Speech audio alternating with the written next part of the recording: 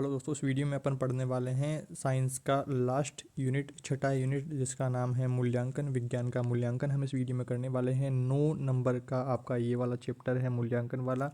कुछ 4-5 ऐसे important topics हैं यहाँ से जो कि आपको ज़रूर से पढ़ लेने हैं। अब एग्ज़ाम का लास्ट टाइम आ गया है, तो ऐसे में अपन डिटेल में ज़्यादा नहीं पढ़ेंगे, बस कुछ मोस्ट इंपॉर्टेंट चीज़ें अपने को पढ़नी है, मोस्ट इंपॉर्टेंट टॉपिक्स पढ़ने हैं जिनसे अपना पेपर इजीली क्लियर हो जाए। ऐसी कुछ बातें अपन इस वीडियो में डिस्कशन करने वाले हैं, तो वीडियो को पूरा देखना है। और चैनल पर नए हैं तो सब्सक्राइब कर लेना है इसी प्रकार के इंपॉर्टेंट वीडियोस के लिए। साथ में ही दोस्तों, विज्ञान के बाकी सभी यूनिट्स को आप एक साथ देखने के लिए प्लेलिस्ट ऑप्शन पर जाइएगा। वहाँ से दोस्तों आप यूनिट बाय यूनिट सारी वीडियोस को देख करके अपने साइंस पेपर की तैयारी और भी अच्छी प्रकार से कर पाएंगे।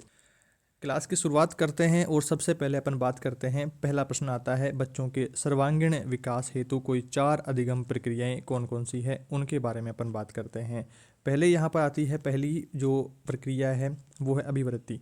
जैसे कारण ढूंढना, संबंध को पहचानना, परमाणु पर विचार करना, सब क्या किस में आता है? अभिवृत्ति में आता है।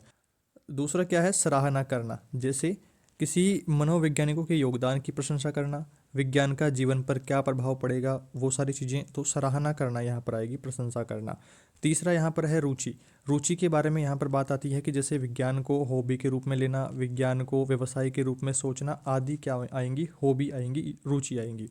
अभिरुचि जैसे दैनिक जीवन में समस्याओं का समाधान ढूंढने में वैज्ञानिक विधियां अपनाना आदि क्या रहेंगी? अभिरुचि रहेगी। और यहाँ पर पांचवा आता है मूल्यों का विकास होना, तो बौद्धिक सत्यवादिता और सहनशीलता आदि बढ़ेगी तो मूल्यों का विकास होएगा। तो ये 5 आपको यहाँ पर बातें ध्यान रखनी है। आपको 4-5 बातें पूछ सकता है, तो नॉर्मली आपको 5 ध्यान रखनी है।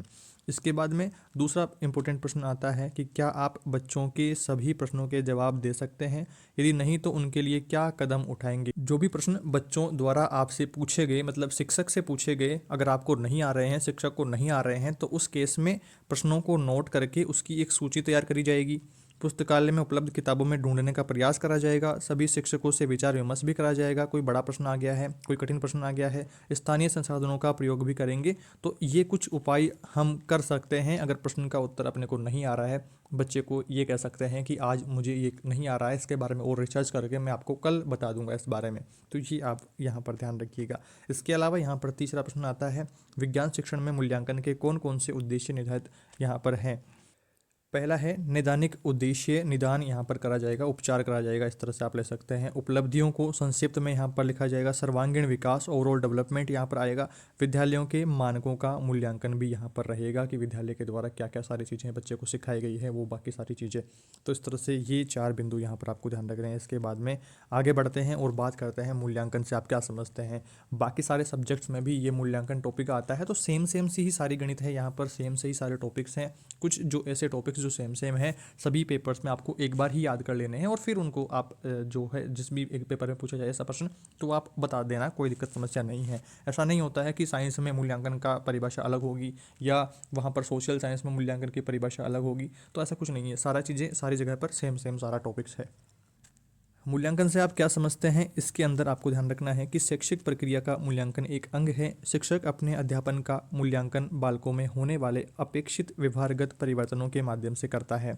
मूल्यांकन छात्रों के व्यवहार का गुणात्मक और मात्रात्मक वर्णन प्रस्तुत करता है।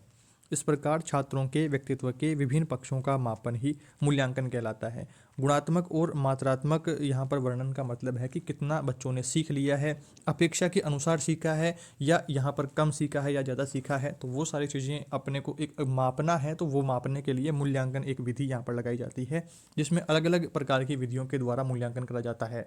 आप एक बार कमेंट करके बताना कि हमने एक वीडियो में, एक यूनिट में हमने ये पढ़ा है कि मूल्यांकन कितने प्रकार का होता है। फिर वहाँ पर हमने व्यक्तिगत मूल्यांकन, स्व मूल्यांकन और साक्षात्कार वगैरह हमने पढ़ा था, समूह मूल्यांकन हमने पढ़ा था, और यहाँ पर बाकी सारी चीज़ें अलग अलग प्रकार हमने पढ़े थे। तो वो आप बताना कि कौन से चैप्टर में हमने कहाँ पर पढ़ी है। और बाकी अपन आगे बढ़ते हैं और अब बात करते हैं।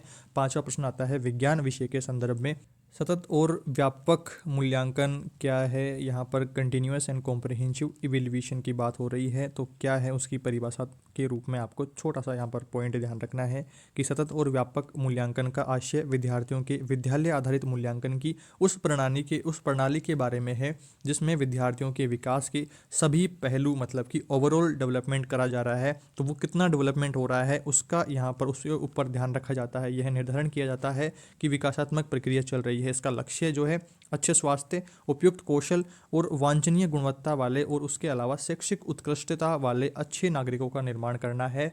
और कितनी अपेक्षा बच्चे से रखी जा रही है, किस प्रकार से सिलेबस कंप्लीट करवाया जा रहा है, किन विधियों का उपयोग करा जा रहा है, तो वो बच्चों के लिए कारगर सिद्ध है। नवाचार वगैरह सारी चीज़ें हो रही है या नहीं हो रही है, बच्चे सीख पा रहे हैं या नहीं सीख पा रहे हैं, किस विधि से आसानी से सीख रहे हैं, कौन सी विधि उनको कठिनाई दे रही है सीखने में। तो उन सब का पता यहाँ पर सतत और व्यापक मूल्यांकन से लगता है। इस तरह से अगर बड़ा प्रश्न आता है तो आप अपने मन से विचार जोड़ करके निबंधात्मक उत्तर दे पाएंगे। कोई दिक्कत समस्या आपको इसमें नहीं होनी चाहिए। मूल्यांकन के बारे में सारी चीज़ें आप लिख देंगे, जैसे अर्धवार्षिक परीक्षा होती है, वार्षिक परीक्षा होती है, वीकली साप्ताहिक टेस्ट वगैरह होते हैं, तो उन सब से मूल्यांकन करा जाता है। मूल्यांकन यहाँ पर एक तो छोटे छोटे टुकड़ों के रूप में होता है, एक यहाँ पर परीक्षा के रूप में एक साथ हो जाता है। तो ऐसी सारी चीज़ें आप लिख देंगे अगर निबंधात्मक आता है तो। और अगर 1-2 नंबर का आता है तो फिर आप ये वाला छोटा उत्तर यहाँ पर ध्यान रखिएगा। इसके अलावा यहाँ पर बात करते हैं छठा प्रश्न। देखिए, विज्ञान में सीखने के सूचक क्या क्या हैं। विज्ञान में सीखने के सूचकों की बात करते हैं। पहला सूचक है अवलोकन और जांच पड़ताल करना। दूसरा है प्रयोग, वर्गीकरण, रचना, योजना या व्यवस्था बनाना। तीसरा है आंकड़ों का रिकॉर्ड तैयार करना। चौथा है संप्रेषण दक्षताएं हासिल करना। पांचवा है व्याख्या करना। छठा है परिणाम निकालना। सातवां है दैनिक जीवन में उपयोग कहाँ कहाँ पर हो रहा है, तो वो सारी चीज़ें। आठवां है मूल्य, दृष्टिकोण और सरोकार करना। तो ये आपको विज्ञान सीखने के सूचक आपको यहाँ पर ध्यान रखने हैं। इसके बाद में आगे बढ़ते हैं। अगला प्रश्न देखिए, 7वां प्रश्न आता है विज्ञान शिक्षण में गतिविधियों की क्या उपयोगिता है। विज्ञान शिक्षण में गतिविधियां किस प्रकार से उपयोगी हैं। तो यहाँ पर देखिए, विज्ञान शिक्षण में अध्यापक द्वारा गतिविधियां करना व प्रदर्शन करना एवं बच्चों को स्वयं गतिविधियां करने के लिए प्रेरित करना आवश्यक शिक्षा शास्त्री कार्यनीतियां कहलाती है। अध्यापक को बच्चों को आपस में चर्चा करने के लिए व अपने प्रेक्षणों को ईमानदारी से रिकॉर्ड व रिपोर्ट करने के लिए प्रोत्साहित करना चाहिए। यह बच्चों में व्याख्या करने और संप्रेषण करने की क्षमताओं का विकास करती है। थोड़ा सा आप ये देखेंगे कि यहाँ पर प्रैक्टिकल करने की यहाँ पर बात हो रही है, करके सीखने के बारे में बात हो रही है, तो वो सारी चीज़ें आपको यहाँ पर ध्यान रखनी है। इसके बाद में अब हम बात करते हैं क्षेत्रीय भ्रमण की किस प्रकार यहाँ पर गतिविधि है। क्षेत्रीय जो भ्रमण रहता है वो किस प्रकार की गतिविधि है, तो लर्निंग बाय डूइंग, करके सीखना, प्रत्यक्ष ज्ञान वहाँ पर हो रहा है। क्षेत्रीय भ्रमण जो हो रहा है, क्षेत्रीय भ्रमण के समय बच्चे अपने संबंधित जो प्रक्रियाएं हैं, उपकरण हैं, संयंत्र, पर्यावरण आदि से रूबरू होते हैं। यह बच्चों की अवलोकन, प्रेक्षण, संप्रेषण करने की जो क्षमता है इसको विकसित करने में सहायक होता है।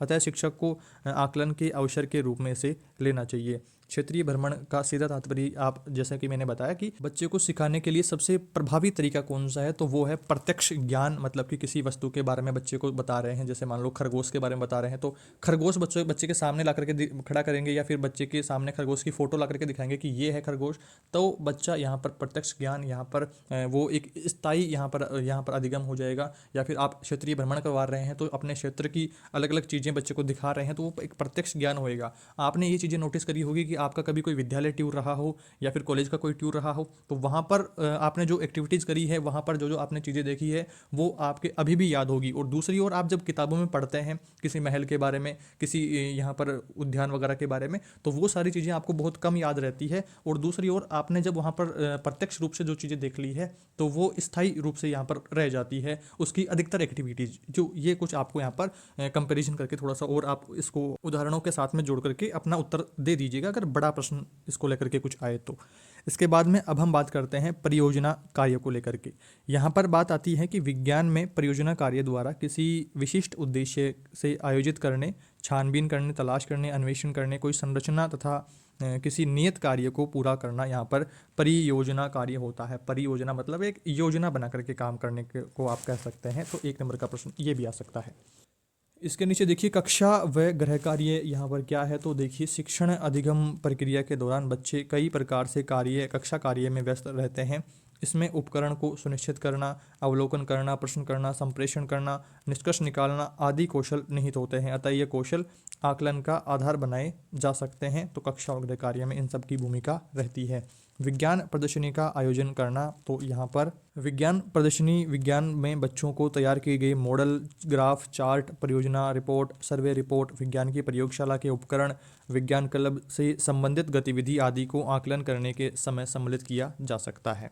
इसके बाद में वाद विवाद प्रतियोगिता भी महत्वपूर्ण रहती है। तो वाद विवाद विषय के बिंदुओं को पहचानना, यह सोचना कि पक्ष विपक्ष में कौन कौन से बिंदु उठाए जा सकते हैं, अपने विचारों को व्यक्त करने का साहस जुटाना व विपक्ष के विचारों की काट सोचना आदि क्षमताएं आकलन का आधार बन सकती है। तो वाद विवाद प्रतियोगिता भी एक बच्चे के ओवरऑल डेवलपमेंट के लिए महत्वपूर्ण भूमिका निभाती है। विज्ञान में प्रश्नोत्तरी को लेकर के प्रश्न आता है, तो यहाँ पर देखिए विद्यालयों में विज्ञान प्रश्नोत्तरी में आकलन, अवलोकन, प्रत्यास्मरण, प्रयोग, उपयोग के कारण, तर्क, व्याख्या आदि के आधार पर किया जा सकता है। विज्ञान में प्रश्नोत्तरी कैसे करेंगे, तो 1 नंबर का प्रश्न ऐसा आता है, तो आपको ये बातें ध्यान रखनी है।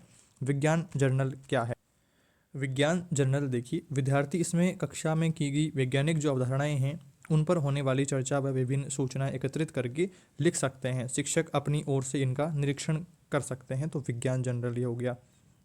उपाख्यानात्मक रिकॉर्ड, व्याख्यात्मक रिकॉर्ड ऐसा कुछ आता है प्रश्न। तो इस रिकॉर्ड के अंतर्गत शिक्षक विद्यार्थियों की प्रगति का प्रत्येक दिन का एक लिखित और वर्णन तैयार करता है। यह आकलन का आधार बन सकते हैं, जिसमें बच्चे की डेली जो सारी एक्टिविटीज़ हैं उनको यहाँ पर रिकॉर्ड में तैयार करा जा रहा है। आगे हम बात करते हैं पोर्टफोलियो को लेकर के। पोर्टफोलियो में देखिए किसी भी बच्चे से संबंधित दिनांक सहित यह सभी एकत्रित सामग्री, उसका जीवन व्रत व शिक्षक द्वारा बच्चे में व्यवहार परिवर्तन हेतु अपनाए गए उपाय व बच्चों की प्रक्रियाएं आदि का रिकॉर्ड उसका पोर्टफोलियो कहलाता है। तो पोर्टफोलियो की परिभाषा आपको ध्यान रखनी है। 1 नंबर का प्रश्न ऐसा भी आ सकता है। संकल्पना मानचित्र क्या है? तो संकल्पना मानचित्र एक प्रत्यक्ष ग्राफीय चित्र होता है जो यह दर्शाता है कि किसी एक अवधारणा का अन्य अवधारणाओं में उसी वर्ग में किस प्रकार का संबंध है। तो संकल्पना मानचित्र में ये चीज़ें दर्शाई जाती है। इसके बाद में उपचारात्मक शिक्षण क्या होता है? उपचार का मतलब आप समझ रहे हैं कि चोट लग गई है, नुकसान अपना हो गया है, फिर उसके बाद में उसको सही करने की, उसको ठीक करने की जो प्रक्रिया है वो उपचारात्मक शिक्षण होता है। तो उपचारात्मक शिक्षण वह शिक्षण है जिसमें बालकों की अधिगम संबंधित जो कठिनाइयाँ जहाँ पर आ रही हैं, जहाँ पर प्रॉब्लम्स आ रही हैं, तो उनका पता लगा करके उनको दूर करने का प्रयास किया जाता है। तो इस तरह से आपको समझना है।